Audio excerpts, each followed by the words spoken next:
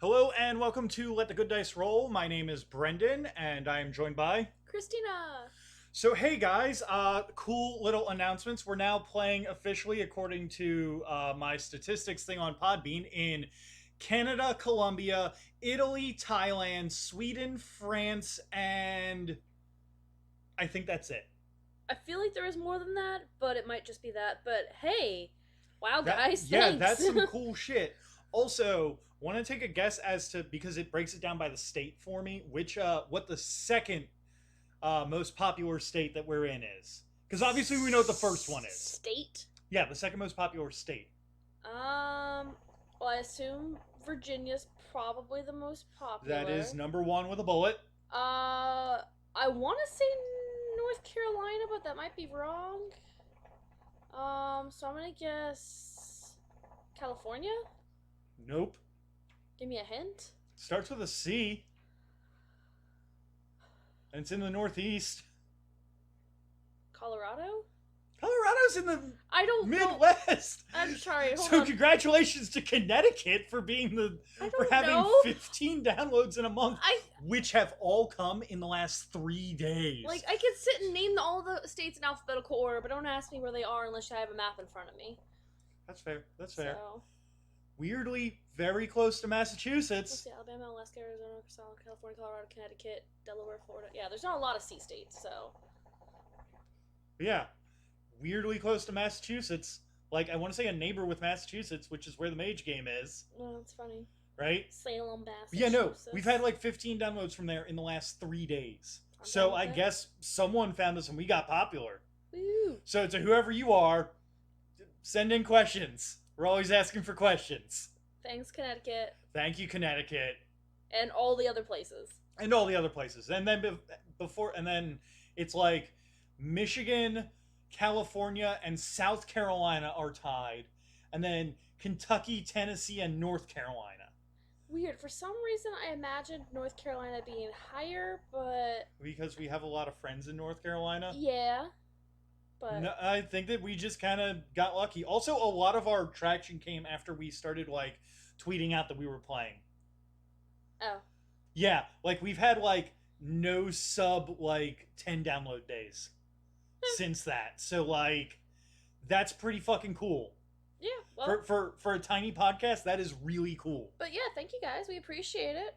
Hopefully soon we can start sharing the adventures of D&D that we were posting up on Twitter. I will get to it eventually. I need to learn how to edit first. So it'll happen at some point, and I'll figure out a day that I want to post them up. So we'll find time. Might be like a Saturday or something. Cool. Yeah, no, getting more stuff up there, I'd love that. Yeah, we'll see.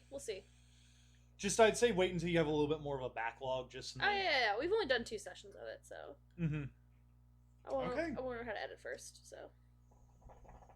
So, getting right into it, now that little bit of happiness is out of the way, we're finally going to be wrapping up the Raising the Legion Sanguinary mini campaign. Man, I hope we are. We should be able to. The fucking... I wouldn't call this the filler arc, but boy, does some of it feel like filler arc to me, because, like, I kind of take over the aftermath of it, and boy, do a lot of plot points kind of get dropped. Or altered, or what have you. Yeah. So, getting started, this one was Sunday, August the 12th. 2018, and it looks like everybody but Jamie was there for this session. So we had Cavalier, Shepherd, Mercy, Architect or Arc, Grief, and Void all present.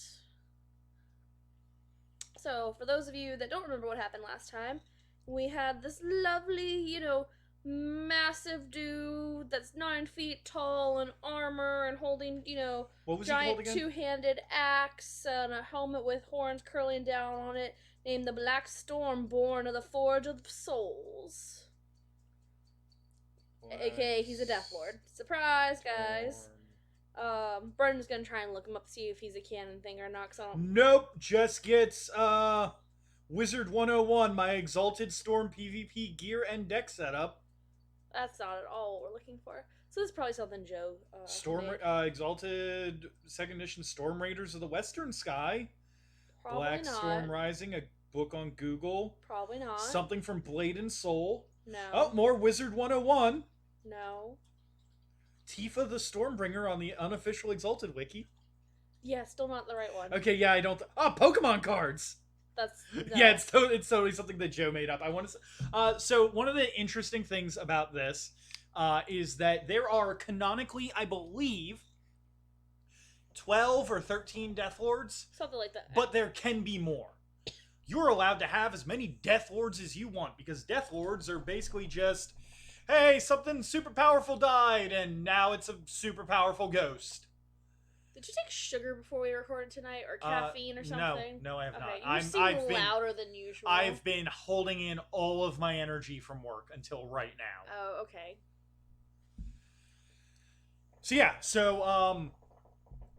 So Joe basically just made himself a non-canon Death Lord, which is a little bit weird for Joe because Joe usually sticks very heavily to canon, whereas I just kind of go, what's the canon? That's a great idea. I don't like this name. Give it a new name. I mean, maybe that's what he did with this dude. I don't know. I mean, technically, that's what I did with my Death Lord. Obviously, since my Death Lord that I put into this game is not a canon Death Lord, obviously. Or are they Death Ladies? Death Regents? The Death Regents are not obviously not canon there for them. But anyway, so yeah, you can have like as many powerful things as you want. And also, if you wanted to, you could totally do that with primordials as well, because whenever the primordial like soul dies, like its name is lost to the ages. So like if you had, say, the corpse of a primordial, you could just be like, oh yeah, we're resurrected it because there's no rule against there's a rule against resurrecting mortal things, but not against things that technically never die. So like you could totally just have a million. Is it really resurrecting them if they never die though? No, I think it's just the equivalent of restarting their heart. Just a nice kickstart jolt. Yeah.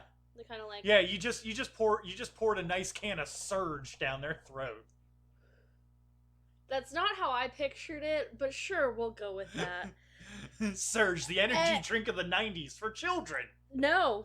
I mean, there's a lot of children that drank it back then that probably shouldn't have. I believe I also indulged in it, but it was not my favorite. So anyways, Blackstorm, born of the Forge of Souls, is a Death Lord. He came down to talk to us and basically appears before us and tells us that he came to find the person who killed his champion, which is the Orius dude. Okay. I'll probably mispronounce his name if it comes up again, because that's just what I did last time. Yeah, it was Orisis. Yeah. I think you called him the Urus. I had so many different messed up names where I think I just started saying syllables that weren't even in there. Just because I don't get to say names weird. I did not do that in these campaigns. So I am allowed to do it occasionally. Is that why you've started doing it in every other campaign since? Probably. Okay. It's all that backlog of, I'm gonna be the one reasonable person that's not gonna make fun of these goddamn names in our group. So I'm gonna do it for all these other campaigns. Yeah. He basically wanted to offer the person who killed his champion the new position of his champion. We tell him that all of us, our whole, little Death Squad, Death Knight group is spoken for, and he just basically leaves after that for some reason. So we decided to take grief with us. That, since we're going to be getting into what that is a hint for later, that is a hint for something that never gets dropped in-game, but I will let you know what it is once we get to the end of this. Okay. So we take Grief with us to go and check in with Apple, and he remembers us mentioning Grief, and we'll come back to this later, apparently, I have written. And we also tell him something, but that's not written down. For some reason, I just cut it off, literally. Don't ask me questions. Dude, was that one that I told Faffle, like, don't send us on Level No, 1 we have WoW side the quest? next. It's literally. We'll come back to this later. We also tell him that, and I don't have anything after that. Oh, okay. Literally, that is the last word. Okay, and that's the end of that session. No, that's not the end of that session by any means. So we present Void to Thaffel, and after some awkwardness, he gets Death Knighted, which... Was that when that we got Faffle as a word when that you were just like, it's first forsaken line? Okay, Faffle. I don't know. I feel like that at some point someone started saying Faffle to be smart aleck, and Well, I think it's because I told people how I wrote First and Forsaken Line in here as FFL, because I'm not writing out First and Forsaken Line every single fucking time, and it was just easier to do FFL than Lion in there also. Right. And I might have mentioned that, and I know at some point everybody lost their damn minds, so... But yeah, so we have mission options. We can find finding the Vorpal Reaver or gain leverage over the Stygian Observer. We decided to choose the second one, so we're gonna go get some leverage on the Stygian Observer. Right, because that's supposed to give him some leverage to get back into Stygia, right? Which it leads into my next comment. Thaffel is banned from Stygia, so we have to go there. Stygia is the capital of the underworld, and which is under a dual monarchy. And the easiest way to get into the labyrinth is in Stygia, and Thaffel is not welcome because the skulls on his belt are from the dual monarchy of Stygia. So I don't know if you have anything. Alright, well, I can pull it up. While Brendan does that, Sunbane is Shepard's, air quotes, puppy. And then Ark makes some armor for him so that he's all armored and decked out. He's our battle puppy. He's not a puppy at all. He is a giant. I think that's his new war drogger is what he ends up calling him. Is Sunbane. Okay. So we don't have Steve the 192nd or whatever like that. So. I swear to God, if it's spelled like this, because like I just put in dual monarchy the way you would put in like an actual like two people monarchy. No. Okay, I'm gonna just look up Exalted Stygia because that might give me. Okay, good luck with that. I'll keep going. Stygian monarchy. There we go. So on the way, we see the sand nomads, and they have a squirming carpet with them, like a wrapped up, rolled up carpet that's squirming. So it just looks a little sketchy to us, which makes sense because it is sketchy. So Grief decides to jump to the shadow of the stone hand thing, which is I'm gonna butcher the pronouncing of this, which Brendan will probably know how to pronounce it. Hecaton Kyre. Yeah, that word. It means I want to say that's an actual Greek word for like either 100 arms or 1,000 arms. Wouldn't surprise me. I want to say it's 100 arms. But yeah, so he jumps to the shadow of the Hecaton Kyre. My brain and my mouth do not want to sync up and say it correctly. That comes alive and tries to smash Grief. He manages to get away, and the thing starts chasing after Grief as he's essentially teleporting after the Sand People. Because I believe he's using alacrity. 100 hands. 100 hands? Mm-hmm. Good to know. It's literally from Greek mythology. Their name means 100-handed ones. And the picture is kind of fucking terrifying, if I'm being honest. Here we go. Oh, neat. Yeah, it's just dude with like 100 hands and a shit ton of faces. And like 2 legs. No, there's a lot of legs on there. Interesting. I'm really confused as this. Like just a bunch of limbs protruding out of normal proportion body. We'll go with it. But yeah, so the hand keeps going after Grief until Sunbane and Void start attacking it, and then it turns to go after the things closest to it, and Grief keeps following after the Sand People. And at this point, Jamie, or Vision as her character's name, ends up showing up, which is about 10 o'clock at that point. So Grief loses track of the skiff, and then teleports to the hand and starts angrily attacking it, because the freaking hand made him lose the skiff, so... Of course he's going to angrily attack it. How rude. Void throws his sword, teleports to it, and then attacks. Ark gets up there, and the thing tries to smash her, but she uses her ammo banner because Ark got an ability that lets her basically use her ammo banner as a shield to block an attack. And good thing, because it was freaking 9 damage. So my poor little child. My poor innocent little abyssal child. I mean, as that we mentioned before, for Godbound, HP values are fairly low, and we're at what, level 3 now? Yeah, level 3. Yeah, this is some hurting us shit. Yeah, so I said, ammo ban, 9 damage, fuck you, no. And then she counters it with hammer hand and blasts a hole through it. Because fuck that thing, it's a structure, and Ark does architecture stuff, and all that shit. So, we continue to track the sand people, we end up finding ghosts, and it looks like there's kind of a junker town, and it's like Heraste or something like that. I couldn't even begin to... Heraste? It might be Heraste. That sounds about right. Yeah. So I can find nothing on the dual monarchy or Stygia except for the fact that Stygia is the capital of the underworld. I already said that. It is the underworld's reflection of the Blessed Isle, which makes sense if it's the capital. That would make it in the center of the world. It is a grand necropolis with no counterpart in creation. It's the center of the cult of the dual monarchy, the location of the calendar of Satesh, and the entry to the Well of the Void. It's the most important place in the underworld, and the ghosts who live in Stygia live there for its power, its respect, and because of its affairs with the living are less germane to them now. I don't know what that word actually means. Stygia is used as a council chamber for the Death Lords. And now rule it in the shadow using the dual monarchs as their figureheads. So basically, because the First and Forsaken Lion is banned from Stygia, he can never get in on that sweet, hey, let's talk with my peers, like, on that, hey, guys, how's your campaigns going day? He's just kind of stuck in the fucking South. Makes sense why he'd want to get in there and know what's going on, at least. Mm-hmm. Yeah, because the last time he didn't know what was going on, he totally fucked up the end of the world. Which would make you think they'd want to let him in on everything, but since he's kind of, like, fucked stuff up... They don't let him in, despite the fact that he could once again fuck stuff up. Yeah, whatever. No one ever said Death Lords were smart.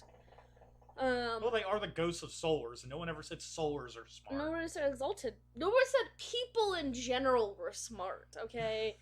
So... Look forward to our new series. People in general are not smart. No, we're really not going to make that. So we get to this town. They offer to house us there, and we learn about the Jackal tribes that killed everyone here. And the tribes are usually, they operate more in the east in creation than where this town is, which is more of a central area. So using a subtle eye, Ark is able to find this magical black fruit that has healing properties for dark beings. She gives it to Void, who takes a bite, and Sunbane just eats a whole one.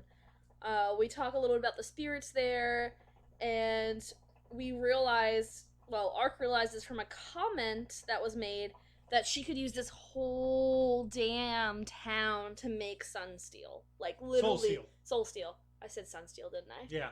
I meant Soul Steel. But yeah, because there's spirits here. What's Soul Steel made out of? Souls! Right? Unless, of course, you're in Autochthonia. Yeah. I mean, then it still is, but it's less screamy. Yeah. But yeah, she could use this whole town to make Soul Steel if she wanted to. Anyways. She then proceeds to use this whole town to make Soul Steel. When we see this underworld sandstorm, it's just solid blackness. We head inside and just kind of hang out and do stuff there. Ark gets bored and decides to make the house better and gives it a door, kind of fortifying it a bit. Eventually, some of these spirit raiders break down this lovely fortified door, and Vision commands them to stand down, and they do because it's spirits versus abyssals. Good fucking luck. So Ark takes her lantern and collects all these spirits in it for later. Not the spirits that housed us, but the ones that were attacking us. Just to clarify, she's not a monster entirely. So we go and find the place eventually. After the sandstorm pass, we go off and find where the skiff is at, and that squirming carpet that was on there is gone. So we eventually end up having our undead army versus a skeleton construct army. And then there's two Sphinx constructs that start attacking us as well. We end up defeating them and head inside to find yet another construct. The name of the game was Constructs, apparently. The name of the game was you have someone with the what is it? Artifice word. And do you want them to just beat everything? Yes. Here you go. Just throw the little child at it. I mean, how many times did we fight constructs and just buildings and we're just like, just let me get up there, guys, just distract everything else, and just BAM! I mean, a lot. It happened a lot. And I'm not sure if it's because that you didn't get the chance to hammer hand things for the last, 5 sessions? So now Joe's just like, fuck it, let's just start using hammer hand. I feel like he didn't throw constructs at us to start with because it was literally one of those things of I was the only one that could do a lot of damage to them to start with. Yeah. And it was unfair to everybody else. Who knows? The world may never know. Maybe one day we'll get Joe down here on an episode to talk about this.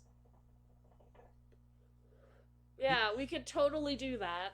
He'd have to listen to everything to finally fish this out 20 minutes into the episode. Nah, it's fine. But yeah, so there is a Noggle. Noggle.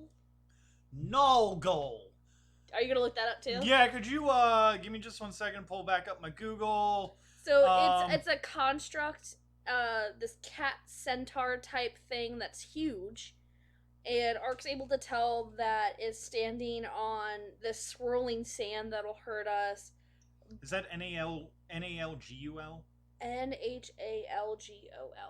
is how I have it spelled in here. Whether that's the correct spelling or not, who knows? But we're not sure if this swirling sand's gonna hurt us or the Noggle more. And then there's these whirling blades.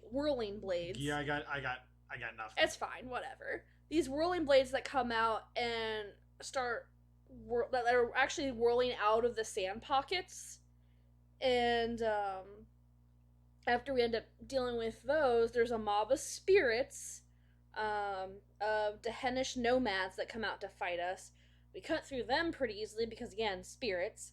And you know what? I'm not going to really speak on it right now, but Dehenish nomads, I believe, will actually have a pretty big thing on later games because we do have a character who is from that descent who shows up because that is near where Chiaroscuro is.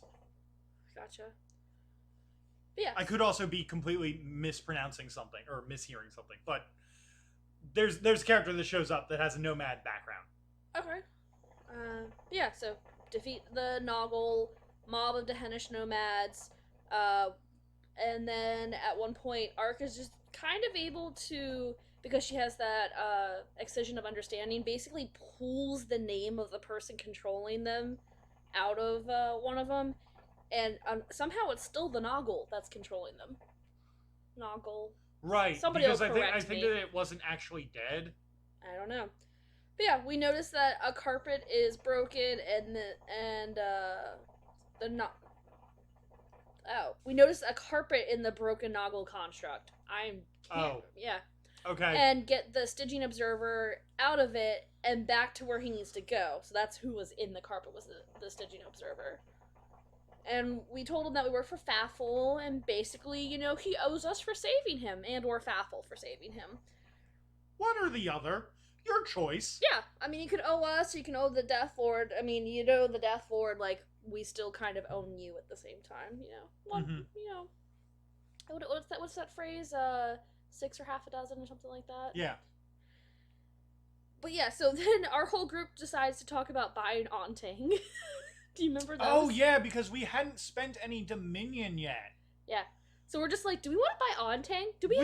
Between all of us, do we have enough to buy Ontang? And we decide, we do. Once we get to the actual game again, because you guys start spending Dominion in my game, I'll explain what Dominion is. Basically, it's a... I think we have at some point, or mentioned it at least. We'll mention it more in depth because people have actual like projects and stuff that get done. Yeah. But basically, it's a way to expend over time your godly power. Yeah, and then my favorite part was Ark brought up, why are we letting the Infernal have a place at Ontang? Because it was literally our whole tabletop group that was like, let's all throw Dominion in here and buy Ontang. And Ark's like, why are we letting this Infernal in here? And even Andrew, who was playing Grief, was like, yeah, why are you guys letting an Infernal in your abyssal? Or like, why are you letting Void have a say in this? He wasn't there for taking Ontang. Yeah. But Ark's whole thing was just like, she's not mad that either one of you are here, but it's one of those things of like, he's an Infernal who's with this shady lady. Like, what are his motives for being around us? And who the heck was the Sidereal we saw him with to begin with? Like, what the fuck is going on here? She had so many questions, and the rest of the group and even Faf were like, it's fine. Okay, to be fair, I didn't give a shit about any of those questions in character. Yeah, no, you didn't care, but it was still one of the, like, when the fact that the Infernal was even just like, yeah, what she said, like, why are you guys so just blasé about this whole thing? But yeah, I think it was just everybody in the group. That would have been fucking hilarious if we had all bought like Dominion with Grief, and then it's just like, oh yeah, here's all these super dark like districts of Ontang with all this stuff, and then just like little tiny piece of Malpheus here. Yeah, there's some just blood apes and Agata and Neoma just wandering around, and there's like flesh pits, and there's like. Well, I remember weird... I offered to put in more because when we broke it down, it didn't break down entirely. Even I offered to put more in if I could have my own like workshop there, forges or something like that. Right, but what I'm saying is it's like, oh yeah, most of Ontang is super dark, except for Malpheus, except for this one district that's like kind of weird. Area. Yeah, this Malphian area that's super alien and like hellscapey and not deathy. I mean, it's still deathy, but it's not like... It's like traditional Christian hell more than it is just straight up underworld. And not the movie. I think it was the whole out of character aspect of like, we're playing a game together. So let's pool our resources to buy a castle? Yeah, but the in-character mentality of Ark is just like, what the fuck are we doing? Yeah. Like, why are you guys just allowing this shisty potential Infernal just come in and, you know, reap the benefits of what we did, and then who the fuck is this mummy dude? Like, sure, he's useful, this but at the mummy's same time... fucking useful, but at the same time, he is clearly not... He is clearly, like... He is clearly one katana short of dual wielding. Also, why does he have a mouth on his gauntlet? Why is he eating people with the mouth gauntlet? Oh, Ark didn't care about that. One katana She short had a of lantern that she kept spirits in to make soul steel. Do you really think she's gonna care if somebody's eating people? You eat the person and it's like, cool, free spirit. That is gonna be my new fucking phrase for people who are a little bit off their rocker. Yo, that guy's one katana short of dual wielding. I like it. I'm down for it. I feel like it's a more, like, in-character way of saying, you know, he's missing a bulb on the Christmas tree lights. Yeah. The power's on, and some of the lights are going, but some of them are not. Like the angel on top, that has no power to it. There's no angels here among us in this game. But yeah, so that was the end of the first session. Okay.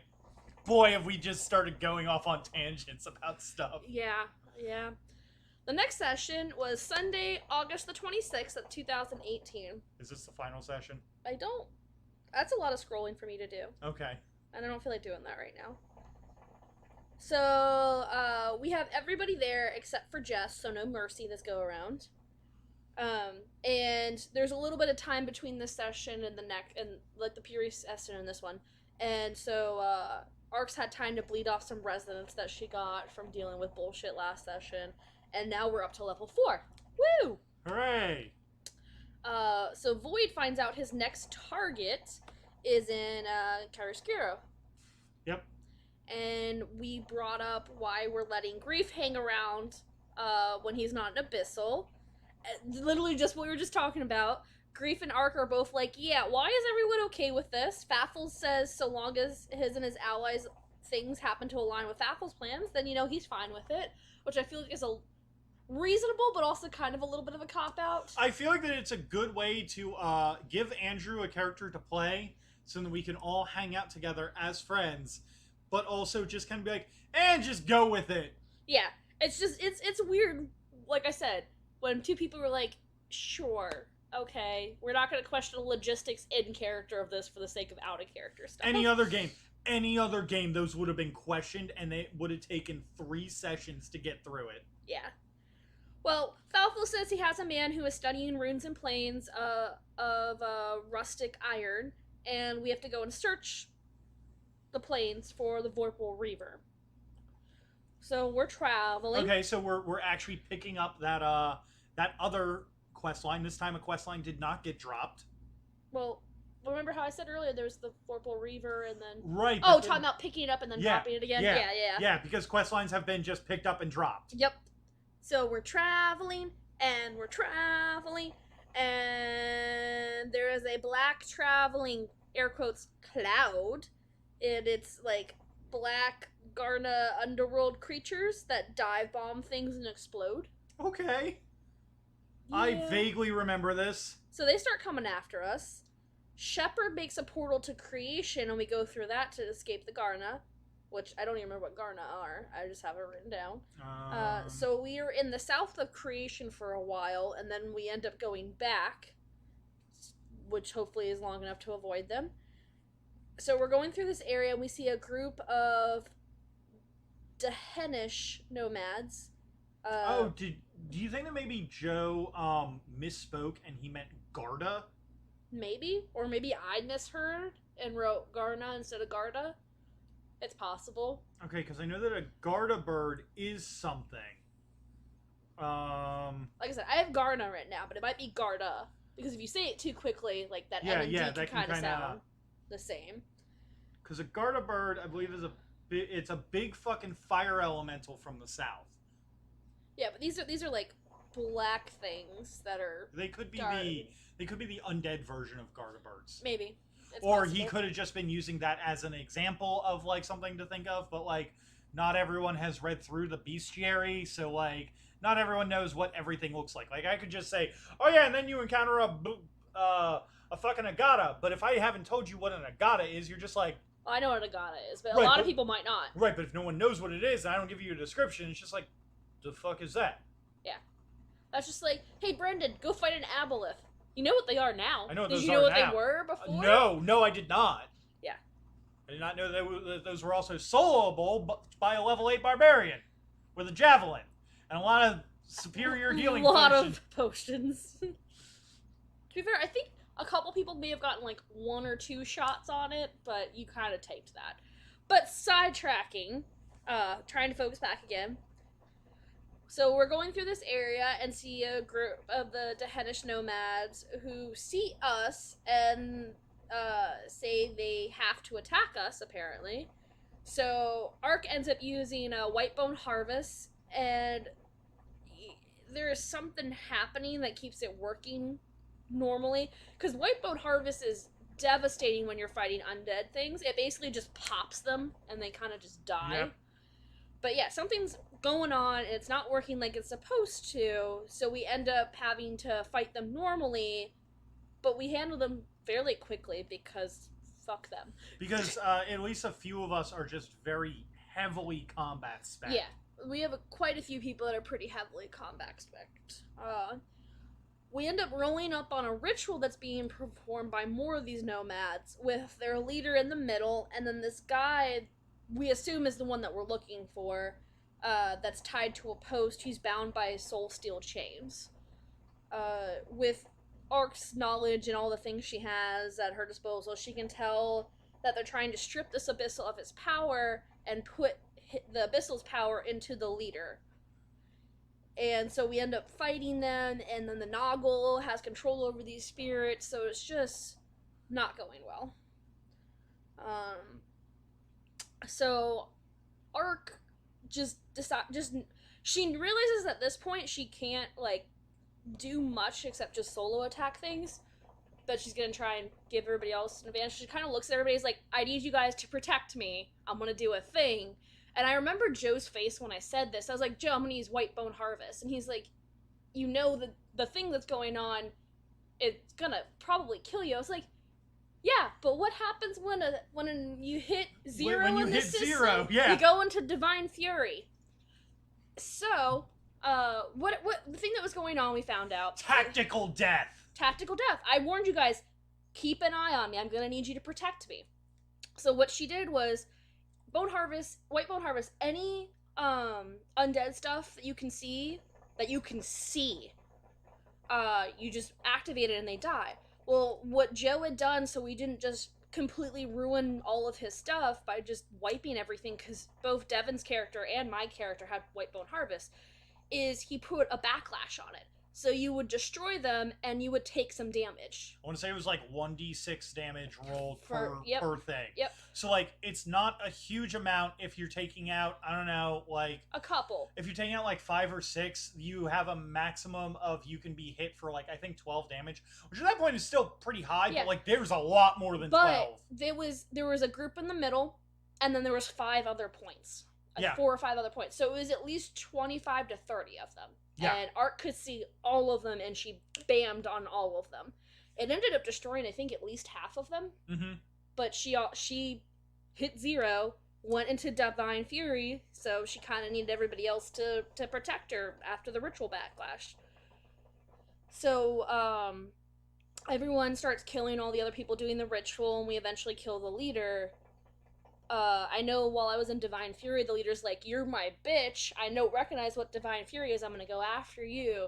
So you had, like, Grief and Void doing whatever they could to keep the small child alive. You had Grief, basically using all of his alacrity charms to basically be like, "Fuck you, you can't get through here. Fuck you, fuck you." And you had me just, like, throw my sword, teleport Grief to it. threw shadow over me to hide me, so he couldn't find people in there. And I think he went into that shadow and started fighting people that were coming after me. Right. And then the other thing that I was doing is the way that Joe had set up my martial arts was I would basically, like, hit people multiple times, and then on, I want to say, like, the second or third hit, I would basically hit them so hard that they went up into the air, and if things were in the air, I got super attacks on it through my gifts that basically let me just throw my thing at it. Attack. Okay, cool. Now I get 2 extra attacks. So, like, there were points where I was making, like, 4 attacks in a round, because a lot of my, like, all of that entire martial art is incredibly effort heavy, but if you know that you can take everything out, it is insanely good. Yeah, and I'd already taken out a good chunk of them, so I think in the long run, I feel like Joe gave me looks for doing the thing, but I think it was beneficial for me to do it. It definitely cut the time on that session in probably half. Yeah, and with Grief and Void protecting Arca's, like, persistently as they did, the 3 of them kind of bonded, which is a relevant thing later when we go back to our Exalted game. Yes, that is a very relevant thing later. They tend to continue rolling around as a group. Yep. So, let's see. Like I said, we kill the people doing the ritual, we eventually kill the leader. Everyone kind of more or less works to keep Arc alive. Cavalier Banner heals her while she's in Fury. Grief hides her in shadows while she's unconscious, because at one point I do go unconscious. Mm-hmm. I know,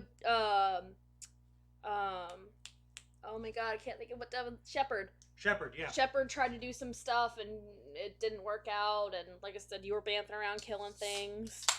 But yeah, so they keep Arc alive, we kill everything's copacetic, and then they harshly take the poor dude off of the pillar, while the rest of us just decide, that, like, while Arc's resting, they just harshly take him off the pillar, and then we head home. We asked Faffel about the Noggle, and he says the Noggle is a Nephrak. Oh, okay. Which is this really powerful, angry spirit, which Brendan could probably talk more about. Yeah, actually, I don't even need to pull up Google for that. Nephraks are the angriest of angry spirits that are not Death Lords, and also spoiler are not this group, but our group ends up dealing with them at one point too. Yes, they do. And also the other thing to keep in mind about Nephraks is that they are all of them are priests that worship the void. Hey, they worship you. Not that void. not the cool hip void who's hip with the kids and wrapped up in mummy cloth. Sure. Hip Yeah, with the kids. He's never hip with any kids. You're hip with like one kid. And I wouldn't even use I'm the word hip with one kid. And I wouldn't even use the word hip for that. I would never. Even when these characters show back up, even when I have to role play as Christina's character, that character still gives Void looks of, "Are you fucking serious? Did you really just say that?" She still enjoys having him around, though. But yeah, so the last little bit of this session was that we found out the City of Dead Flowers is staging an area to establish rule until we can acquire the Fortress Unvanquishable. Okay. That's the end of that session. All right. And that was the last one. That was as far as we were able to get through this campaign. Okay. So I'm gonna pause it so we can put another call on before we get talking about the actual ending. All right. So back with this shit. So let's figure out how this game was supposed to end, because as Christina mentioned before, the last session that she talked about was actually the last session that we actually played. So after that last one happened end of August, I think. Yeah. So after a couple months, I got together with Joe to just kind of hang out and basically figure out how that was going to end, because basically some shit went down and basically the group would not be getting together again. What do you need? Oh.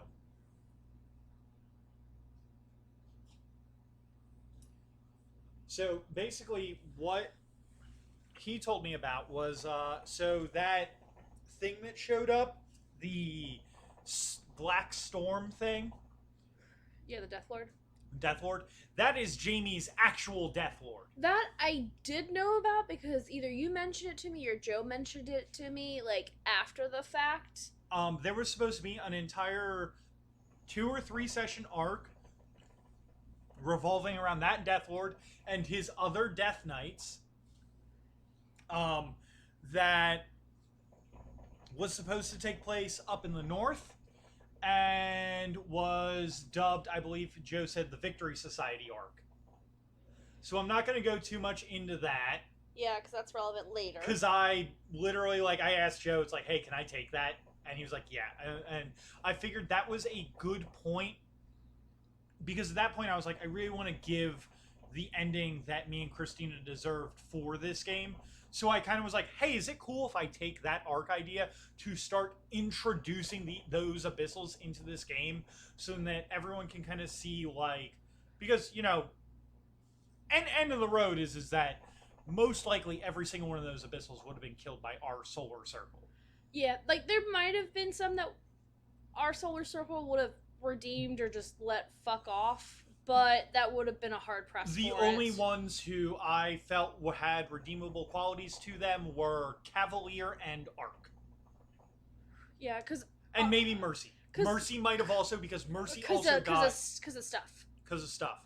That I will get into when it becomes relevant. Well, I should actually probably talk about the changes. Yeah. So, actually, no, let's talk about how it's supposed to end. The basic ending of it is that, like, in a sentence, is you guys take over the South and you raise the Legion Sanguinary, which is the name of the First and Forsaken Lions army, yep, to basically conquer the whole of the South. Yep. That's why it's called Raising the Legion Sanguinary, not the Legion Sanguinary takes over the South. Yeah, it's literally everything we've been doing is trying to get him into Stygia, so he could do some shit. You actually weren't supposed to be able to get him into Stygia? Well, so Joe told me a little bit about it afterwards, because I asked him, because like, you're never gonna run this, tell me some things. Just like I asked him about the campaign we ran for World of Darkness. I asked him, and I found out that my character was one of the big bads for that, right, because she had amnesia and didn't realize she was the one that created like that world machine that was supposed to fuck everything up. But he had told me that everything we were gonna do to try and help him with Stygia wasn't gonna work, and there was no way for him to get back to Stygia. Because that's literally a decree from the fucking Neverborn to say, you can never come back to Stygia, boy. Don't even try. He's just trying because he thinks that he can do it. But what he isn't banned from doing is going to creation. Yeah. So basically the idea is that he goes to creation, and his whole goal is to start getting power in creation and bringing more and more undead into creation. Sorry, I've got the hiccups. Um, more and more undead into creation to start taking over the entirety of the South, which is a very mineral-rich area. So, like, if you don't have to feed your fucking army, it's great for you. Yep, which, undead and bullshit don't have to eat. In my game, the lion wins. Yeah. Like, the lion hard wins. The only thing in the South that is not taken over by the lion is chiaroscuro and Kirigas. Yep. Which the two... Oh, and the lap. Yeah, because the lap is its own... The lap is... It's its own particular brand of BS. Its own particular... So the lap is one of the only places in creation that, in the South, that has fertile land. Like, just consistently has fertile land. And, is basically normally controlled by the realm. In this case, it loses in our actual canon. It loses control of the realm to something else that we'll get into a little bit later. Chiaroscuro retains their own autonomy, and Kirigas retains their own autonomy. The main reason for this is that Chiaroscuro is a major port city and is just generally one of my favorite settings to play in. It's incredibly... it has a wide variety of things that can either fuck a character over or make really interesting things. Like the Deltian nomads? Dinesh nomads, that's what it is. Was it Dinesh? I think so. Right. Yeah, I think I'm thinking of my Avalon campaign because there's Dinesh Piazin. So I think it's actually Delzin nomads. Yeah. But basically, they're a very interesting culture that I actually have tried multiple times to get people to fuck up pronouns with the Delzin nomads, because the Delzin nomads do not believe in pronouns the way that, like, you assign pronouns by gender, but the person assigns their own pronouns to themselves. Oh, okay. So, in Lee's game, Petrie played a character that was from, like... Chiaroscuro? Yeah. Or that area? Yeah. Because Chiaroscuro is also ruled by the Delzin. And so, like, her character would... Like, she talked about how her mom, who was, like, looked like a female, was actually went by him because he right. was, like, the mother, but took on a more masculine role. This is the person who birthed me. So she went by him. Right. And it's it was the same way with her father, which went by she. Mm-hmm. Yeah, it's a very interesting culture that I think is very it's very fun. That's why it's interesting to deal with as a PC, because especially if you haven't read anything about it or don't make a proper history check, you can easily misgender these people and offend like nobody's business. And it's like a really bad offense. It's not like whoops, my bad. It's like, you should have known about this. We have ways of telling that this is a thing. So the reason that I spared Kirigast is that Kirigast, I believe, is actually a Exalted 3rd Edition city. I could be wrong about that. My knowledge of what is and isn't with each edition, what is added between each edition isn't great. But the reason I picked Kirigast is that it is literally on that small, like, isthmus between the Scavenger Lands and the South. So the reason that it hasn't fallen is it's close enough to the Scavenger Lands to get support from Sunshade. So it's harder to take over. Yes, it is harder to take over. Because even with all the solars in our campaign just kind of getting scattered to the wind, people still retained Sunshade in their forces and their powers and still helped our allies. Right. So, so one of the things I did want to touch on, because I don't think that you touched on it, is that at least for my character, my overall plot was, hey, I got screwed out of a martial arts thing. Like, basically, people poisoned my character during, like, a martial arts tournament because he was the best in the clan. And when he died, the Death Lord came to me and was like, hey, do you want revenge? I was like, fuck yeah, I want revenge. So I went and killed my sensei and stole his championship belt. But at this point, because I had basically all of the jewels in it that we had talked about earlier basically went away.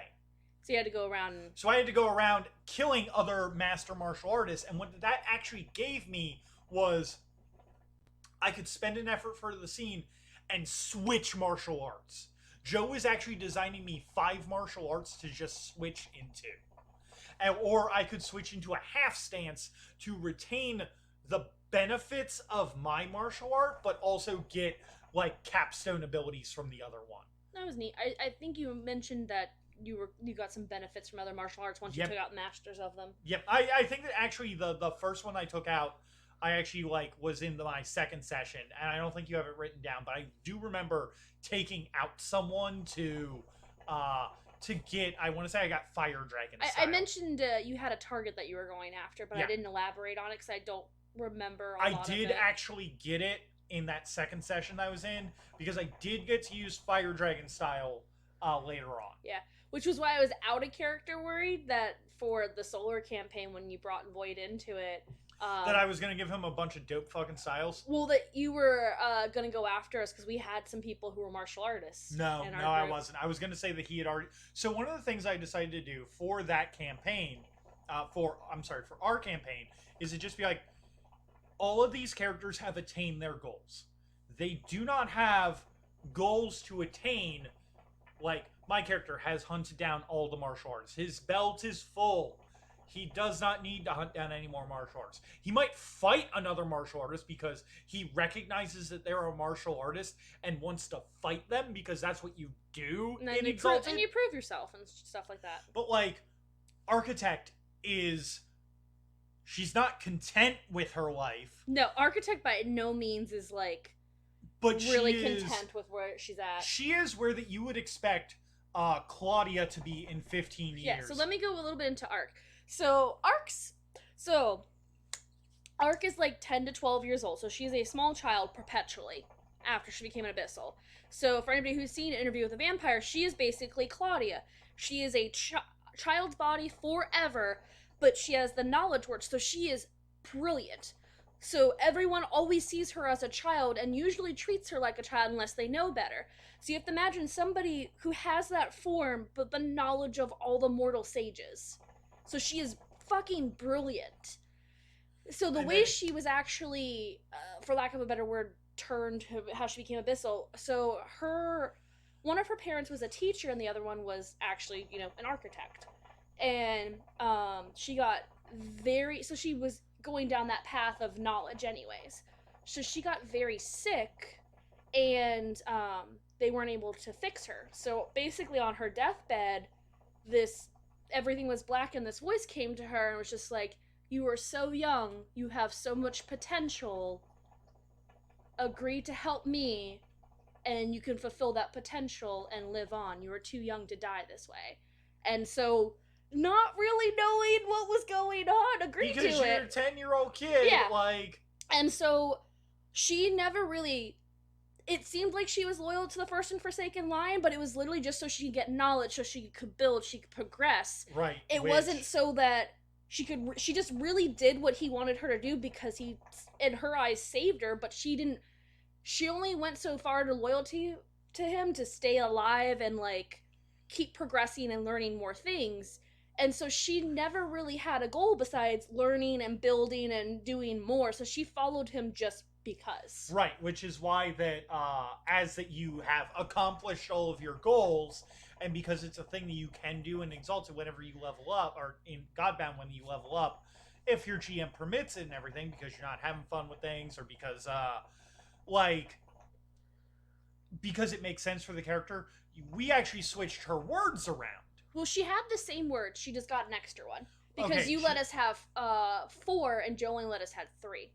Right, because I you had the death word Yeah, originally because as death came Ark, with abyssals. So I had death, knowledge, and artifice. Those were my whereas three I words. automatically gave you guys death, and then let you guys pick Yeah. three. And so the word she picked up from because you remember 10, 12 years old, this took place not terribly long after all of us became abyssals, like maybe a Right. year or so, I think. Yeah, no, it took place maybe a year or so.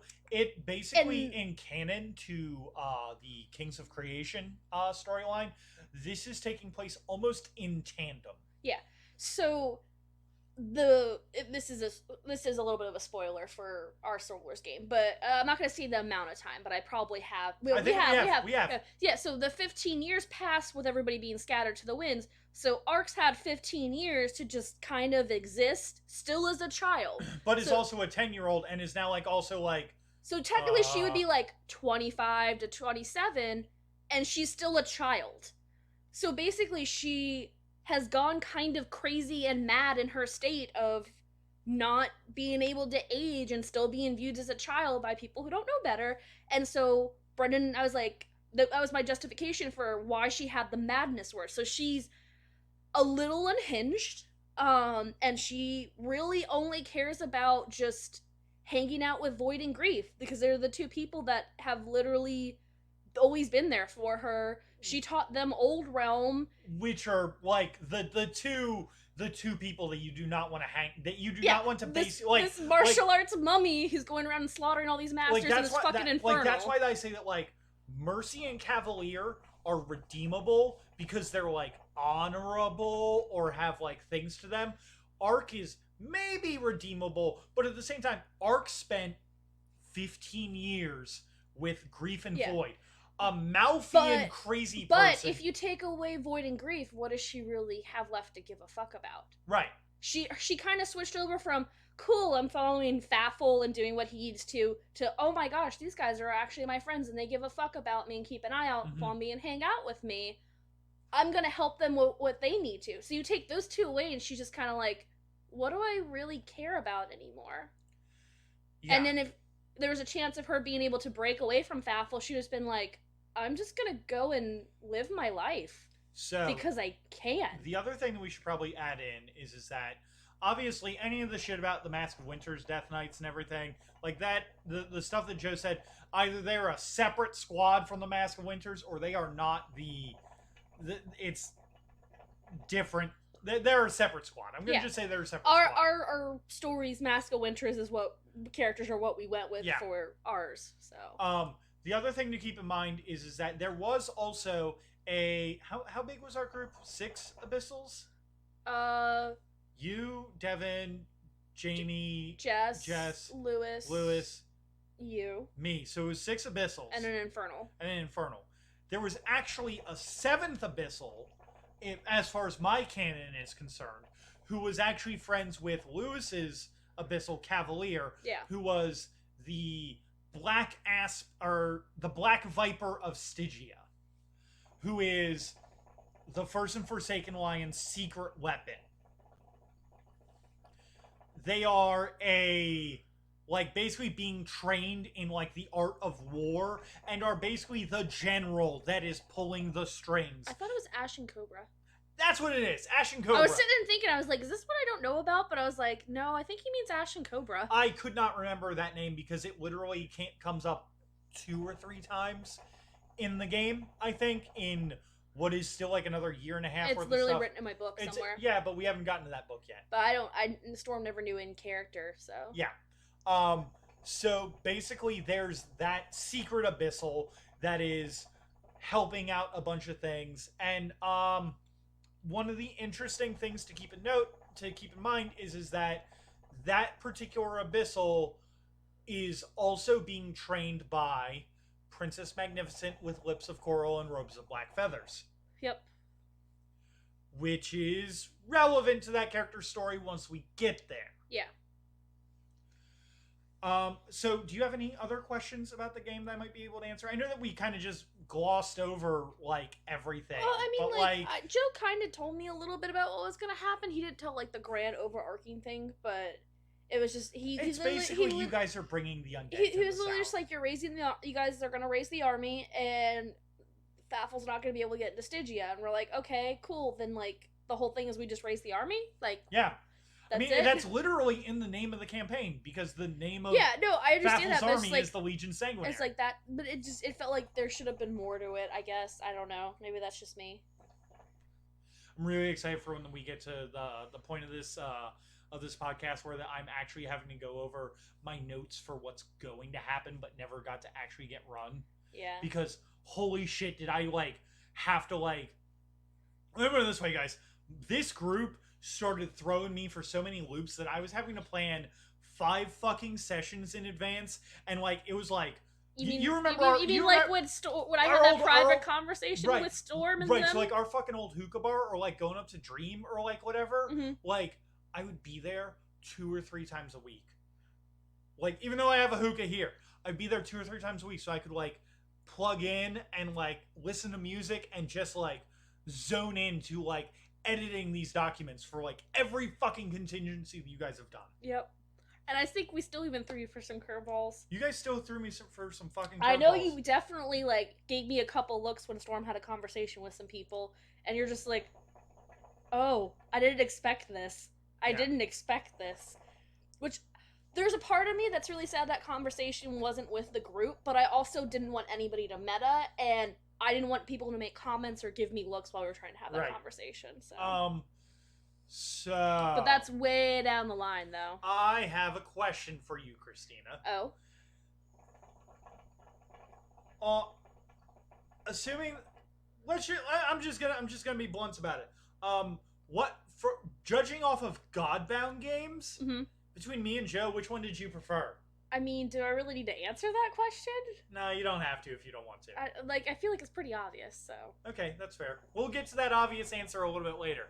So, for everyone, thank you for listening. This is episode 21. We couldn't have done it without you guys. I also wanted to say that this has actually been our best month for downloads. Woo! I mean, last month was technically good, but I think that it also got a bump because we went on Spotify. And we're on like what? iTunes, Spotify, Podbean. I can probably add more stuff if people tell me wherever else that they get their fucking podcast from. But yeah, no, I think that like the day that like I did the Spotify thing, it like went through all of our episodes and like started them up at least once to make sure there was audio there. So like that's why that like if you look at my stats on January, it's just like like it's this weird fucking like suddenly you have 50 downloads in the day and I'm just like, what the fuck is this? But yeah, no, we've actually exceeded what we did for December, which was our best month before that. So I got a question because I can't think off the top of my head. When did we start everything? Back in June. So June will be our year-iversary? June will be our year-iversary. Also, we're getting super close to 1,000 downloads total. All right, guys. Like, we only need, like, under 25 more to have 1,000 downloads. Thank you, everybody. Appreciate it. That means that with, since I'm not including this one in there, with 52 episodes up, we're averaging about 40 episodes, 30 or 40 downloads an episode, which is fucking cool. We do get huge boosts whenever someone discovers the channel because, you know, they go through and, like, if they like what they hear, they download it. I really feel like I need to put, like, a disclaimer on, like, some of the older episodes and be like, these are older episodes. Please give us, like... Yeah, you can always do that, fill that in. They don't need to hear about... like, this is us, like, first time recording. Like, I'm sure the people understand that, but, like... I mean, the people listening right now don't need to hear about all that, I don't think. No, probably not. So I don't think we're going to get to questions tonight because we've started rambling. Oh, yeah, we hit high ramble on this episode, so I mean, sorry. I enjoy high ramble, even if it means we only get through 2 sessions, but I think that it'll get less rambly as that I don't require Google to get you through abyssal underworld stuff. Yeah, to get me through stuff because I know what I'm talking about for my own fucking campaign. Yeah. Okay, so as always, remember to hit those like buttons if you liked it. Subscribe to us. Tell your friends. Tell your family. As always, like and subscribe. Yeah, as always, like and subscribe. Follow us on Twitter. We're gonna probably start posting pictures and weird memes about. You know what would be really good to do over the night? assemble a quotes of the night thing and then post it the next day. We'll figure it out. We'll figure stuff Figure out. it out. But yeah, no, we've got half a notebook more to go through, and then we'll be done with this. And I've been rolling over some good ideas that I'm going to talk to Christina about off camera. We'll figure some stuff out for after we're done with the campaign. All right, guys. So for a Pair of Dice Lost podcasting channel, I've been Brendan. I've been Christina. And always remember to let the good dice roll.